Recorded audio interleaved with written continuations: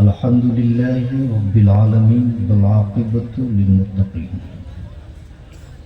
वस्सलातु वस्सलामु अला सय्यदिल मुरसलीन व अला आलिहि व सहबिहि अजमईन अम्मा बाद। अऊज़ु बिल्लाहि मिनश शैतानिर रजीम बिस्मिल्लाहिर रहमानिर रहीम। मुहम्मदुर रसूलुल्लाह सल्लल्लाहु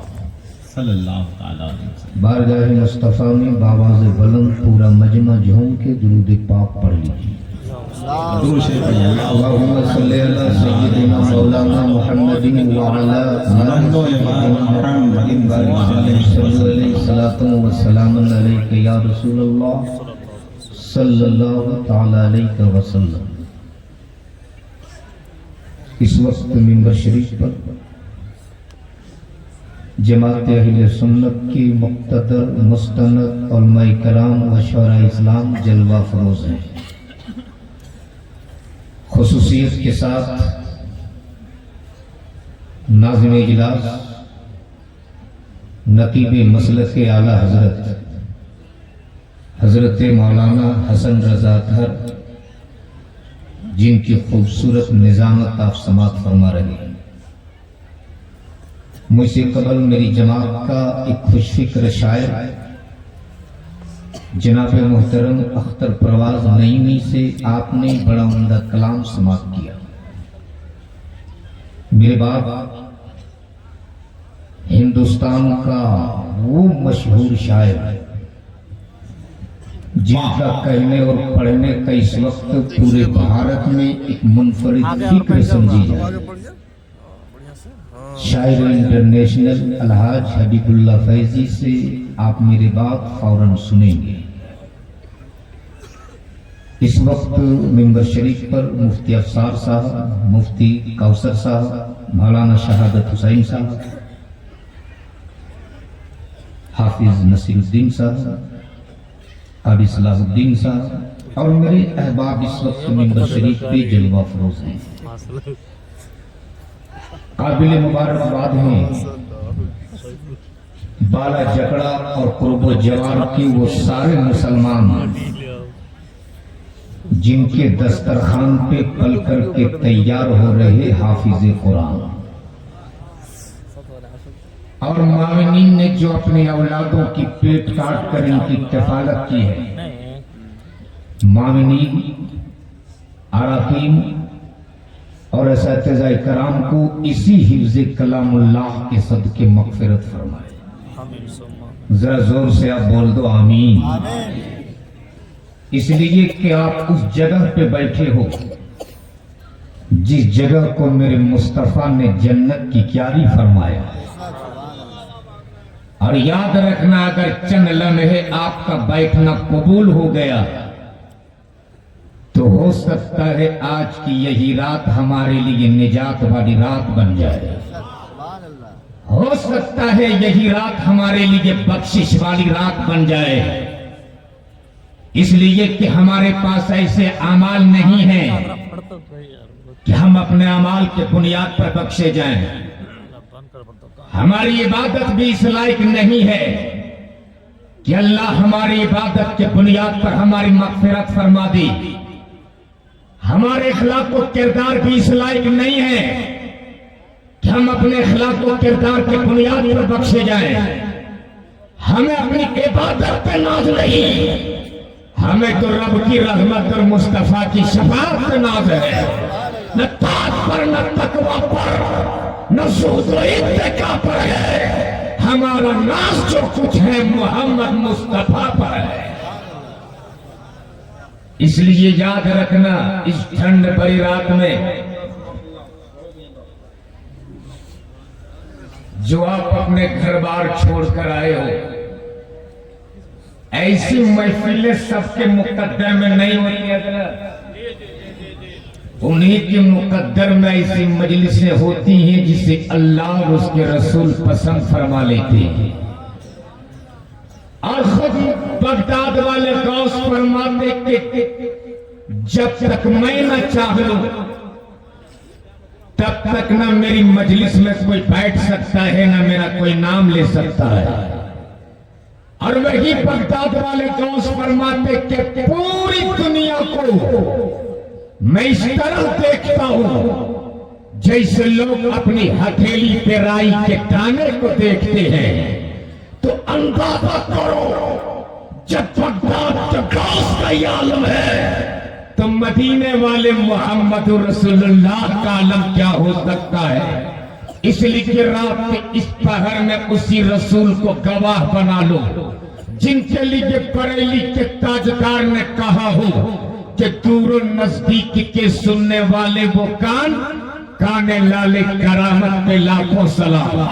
और जब लाखों सलाम से रजा का दिल ना भरा तब यूं बोल पड़े काफे के बदरू को जाओ तुम पे करोड़ों दुरूद तैबा के शमसु दोहा तुम पे करोड़ों दुरूद दाफे जुमला बला तुम पे करोड़ों दुरूद शाफे रोजे जजा तुम पे करोड़ों दुरूद और या रसूल अल्लाह और कोई कहे क्या तुझसे नेगा वो भला जब ना खुदा ही झुका तुम पे करोड़ों उसी अल्लाहु अकबर या रसूलल्लाह जिंदाबाद जिंदाबाद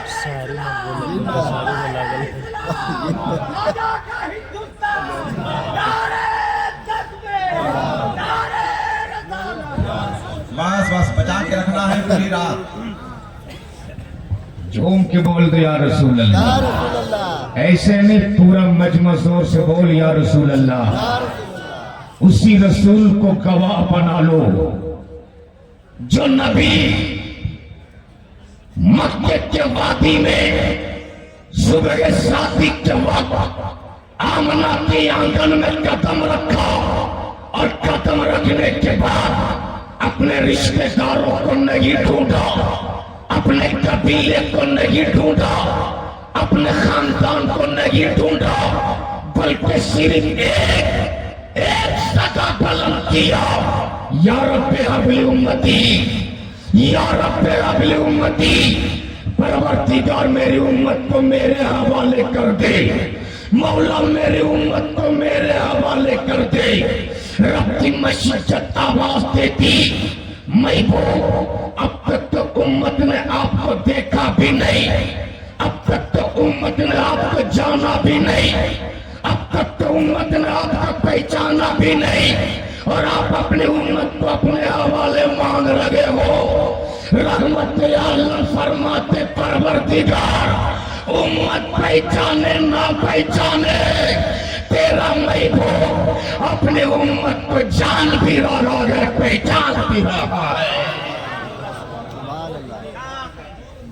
उसी रसूल को गवाह बना लो और सिर्फ 1 मिनट के लिए पूरा मजमा अपने दोनों हाथों को उठा लो मेरे साथ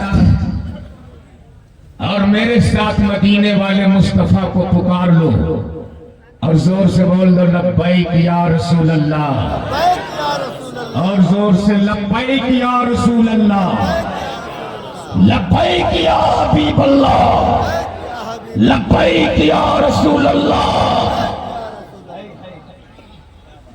शायद आपको पता नहीं है आपके इसी जुनून इश्क को देखकर आज जमाने के लोग खौफजदा हैं। तेरे इसी जुनून इश्क को देखकर पूरी दुनिया डरती है और जब वो तेरे घर के करीब तेरी गलियों से गुजरते हैं तो आपस में बातें करते हैं कि ये कौन लोग हैं ये कौन लोग हैं जो न सर्दी देखते न गर्मी न धूप देखते न बरसात न दिन देखते न रात न इन्हें भूख लगती न प्यास पूरी दुनिया इस ठंड भरी रात में अपने अपने घरों में चैन की नींद सो रहा। ये किसके इश्क में जाग रहे हैं ये किसके इश्क में मस्त है ये किसके इश्क में पागल है। तब उन्हीं में से कोई कहता ये वो लोग हैं जिन्होंने मोहम्मद अरबी का कलमा पढ़ा है। तब वो लोग कहते क्या इन्होंने जिस नबी का कलमा पढ़ा अपने उस नबी को देखा भी? जवाब मिलता नहीं। न इसने अपने नबी को देखा, न नबी के जलवे को देखा, न नबी के तलबे को देखा। तब वो कहने पे मजबूर हो जाते, अरे जा विलादत के 1500 साल बाद बिन देखे इनका इश्क का आलम ये गए तो 1450 साल पहले उनका इश्क क्या होगा जिसने अपनी आंखों से मुस्तफा को देखा होगा। अल्लाहु अकबर। या रसूल अल्लाह, जिंदाबाद जिंदाबाद जिंदाबाद जिंदाबाद। क्या करें? लीजिए एक बार जरा झूम के बोल दो या रसूल अल्लाह। या रसूल अल्लाह, पूरा मजमा एक आवाज में बोल या रसूल अल्लाह। या रसूल अल्लाह। बस थोड़ी देर के लिए इस वक्त मुल्क के हालात बहुत नाजुक हैं, इसलिए मैं जहां जाता हूं अपने मंज के औलमा से, मसाजिद के इमाम से हाथ जोड़ के सिर्फ एक विनती करता हूं, हजरत मुल्क के हालात बहुत नाजुक हैं और ऐसे नाजुक हालात में सिर्फ मजारों के चादरों की अहमियत बताना के वक्त नहीं है। सिर्फ मजारों के चादरों की अहमियत बताने का ये वक्त नहीं है। सिर्फ बुजुर्गों की करामतें सुना सुना कर जन्नत के टिकट बांटने का ये वक्त नहीं है, बल्कि ये वक्त अपने आने वाली इन नस्लों के वजूद बचाने का वक्त है। हमारा वजूद बाकी होगा तब मज़ारों के चादरों की अजमत सलामत रहेगी। हमारा वजूद ही बाकी नहीं होगा तो ईमान से बोलो हमारी कब्रों पे खड़ा होकर फातिहा कौन पढ़ेगा? इसलिए सिर्फ चादर गादर और लंगर के नाम पर लाखों खर्च करने वालों अब होश में आओ, होश में आओ। मत चढ़ा गरीब नवाज की तुरबत पे 10,000 की चादर। मेरे ख्वाजा तेरी चादर के मोहताज नहीं है, नहीं है मेरे ख्वाजा तेरी चादर के मोहताज। हो सके तो मोहब्बत से 10 रुपए का फूल पेश कर दो और उसी पैसे को बचाकर अपने आने वाली नस्लों के लिए, अपने आने वाली इन औलादों के लिए एक ऐसा प्लेटफॉर्म तैयार कर दो, एक ऐसी दरसगाह बना दो जहां हम अपने बच्चों को बैठा कर दीन की भी तालीम दे सके, उसे दुनिया की भी तालीम दे सके। लेकिन हजरत मातम करने को जी चाहता है। हो सकता है छोटा मुंह बड़ी बात हो जाए, माफ कीजिएगा अल्लामा शहादत साहब। आज हमारे यहाँ करोड़ों के खानकाह मिल जाते हैं हजरत, लेकिन अपने बच्चों को पढ़ाने के लिए अच्छी दरसगाह नहीं मिलती है। बोलो सही के गलत है? और ये मेरी कौम पीर परस्ती में इस कदर पागल है कि अगर पीर साहब कह दे कि 50,000 रुपया चाहिए तो ये कौम जमीन बेचकर पीर साहब को 50,000 का मोटा लिफाफा दे देंगे। और मदरसा वाला अगर 100 रुपया मांग ले तो ये बगले झांकने लगते हैं। पूछिए रमजान जैसे दिनों में जब आप एसी लगाकर अपने घरों में सोते हो, ये मदरसे वाले 10 रुपए 20 रुपए 100 रुपए 50 रुपए चंदा कर करके तेरी औलादों को कुरान की तालीम देते हैं। एक सेठ जी थे बड़े कंजूस, मदरसे के मोहतमीम रसीद लेके पहुंच गए सेठ जी के घर। रमजान का महीना था, दरवाजे पे दस्तक दिया, एक छोटा सा बच्चा निकला, देखा हजरत हाथ में रसीद लिए खड़े। हजरत ने कहा बाबू जा अपने अब्बा से बोलना हजरत आए हैं। छोटा सा बच्चा था, अंदर गया, अपने बाप से कहा हजरत आए चंदा लेने। बड़ा कंजूस था, बोला जा हजरत से बोलना अबू नहीं है। बच्चा तो बच्चा होता है, मन का सच्चा होता है। बाहर निकले और बोले हजरत जी अब्बू बोले कि अब्बू नहीं, अब्बू बोले कि अब्बू नहीं है। ये हाल है आज मेरी कौम का। याद रखना, एक किसान 6 महीना मेहनत करता है तो उसकी फसल कटकर उसके हाथ में आ जाती है। बड़ी सी बड़ी मजबूत खेतियां साल भर के अंदर कट के उसके घर आ जाती, लेकिन एक हाफिज कुरान को सींचने के लिए 6 महीना नहीं, साल भर नहीं, बल्कि बरसों बीत जाते हैं, तब कौम के लिए एक हाफिज कुरान तैयार किया जाता है। जोर से बोलो। इसलिए अगर अल्लाह तौफीक दे तो हमेशा मदरसों का वफादार रहना, और जगह हाथ उठाकर तुम अपने माँ बाप के लिए दुआएं मांगो, वही मदरसा चलाने वाले, मदरसा पढ़ाने वाले के लिए भी दुआएं मांगो। इसलिए कि माँ बाप हमें वजूद देता है और एक उस्ताद उस वजूद को संवार देता है। इसलिए अगर अल्लाह तौफीक दे तो हमेशा आप मदरसों का वफादार रखना। हजरत आज लोग रोना रोते हैं, इतना कमाते हैं, घर में बरकत नहीं होती। लोग मशवरा देते फला पीर साहब के पास चला जा, उनसे ताबीज ले ले, तेरे घर में बरकत आ जाएगी। वो नौजवान पीर साहब के पास जाकर 5 किलो का ताबीज अपने गले में टांग लेता है, फिर भी घर में बरकत नहीं होती। नौजवानों, अगर तेरे घर में बरकत नहीं होती तो किसी पीर से 5 किलो का ताबीज मत लेना। आ जाना मदरसा और मुफ्ती अफसार से कहना, हजरत हमें हुजूर का एक मेहमान दे दो। मदरसे से एक मेहमान रसूल को लेना, अपना घर जाना, दस्तरखान बिछाना, और दस्तरखान बिछाने के बाद डिस्पोजल वाला गिलास मत इस्तेमाल करना। उस गिलास को निकालना जिसको तूने अपने अलमारी की जीनत बनाने के लिए रखा है। डिस्पोजल के पत्ते वाली प्लेट इस्तेमाल मत करना। उस प्लेट को निकालना जिससे तूने अपने घर को सजाया है। खाना चुम देना, हाफिज कुरान से कहना, आज चम्मच से मत खाओ, अपने हाथ को लगा दो मेरे खाने में। खुदा की इज्जत की कसम खा के कहीं कहो, इधर रसूलुल्लाह ने मेजमान का हाथ प्लेट में लगेगी, उसकी उंगलियां प्लेट से उठेगी भी नहीं। उससे पहले तेरे घर में अल्लाह रहमत व अनवार की बारी बरसा देगा। इसलिए आप अपने औलादों को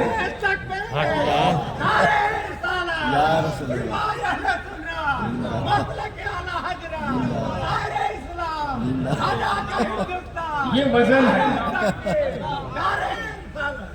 जब तक ये शायरे इस्लाम नहीं कहेंगे ख्वाजा का हिंदुस्तान आएगा ही नहीं। वजन मिलाते हैं, शायरे इस्लाम ख्वाजा का हिंदुस्तान। अल्लाह सलामत रखे आपको। मेरे पास वक्त नहीं है, हम भी इस्लाम में। अल्लाह आपकी इस इश्क को सलामत रखे। वक्त बड़ी तेजी के साथ सफर कर गया। बस मैं इसी चंद जुमलों के साथ यही गुजारिश करूंगा मेरे भाई बाला जकड़ा वालों, मुकद्दर के सिकंदर हो आप, कि आपके महल्ले में ये अजीम शान इदारा चल रहा है। आप साल भर में ज़कात, फितरात, सदक़ात, चावल, धान देते हो, बदले में आज ये मदरसा आपको हाफिज कुरान दे रहा है। सुभान अल्लाह, सुभान अल्लाह। और वो उन मेहमान रसूल के मेले कुचले कपड़े देखकर कभी भी हकारत भरी नजर से उन रसूलुल्लाह के मेहमानों को मत देखना। अरे उनकी अजमत और शान तो ये है कि जब सीने में कुरान को बसाकर घर से निकलता है मदरसे के लिए, अभी उनका कदम जमीन पे भी नहीं पड़ता कि फरिश्ते उनके लिए पहले पर बिछा दिया करते। और ये मेहमान रसूल सिर्फ गुजर जाए कब्रिस्तान से, कुछ पढ़े नहीं, सिर्फ गुजर जाए तो 40 दिन तक अल्लाह उस कब्रिस्तान से आजाब उठा लिया करता है। तो बाला जकड़ा वालों, ये रसूलुल्लाह के मेहमान तो दिन रात आपके घरों में आपके दरवाजे पे इनके कदम पड़ते हैं। बस जरूरत इस वक्त यही है कि जब ये कमेटी वाले मदरसे के असतिज़ा आपको आवाज दे कि इनका शाना व शाना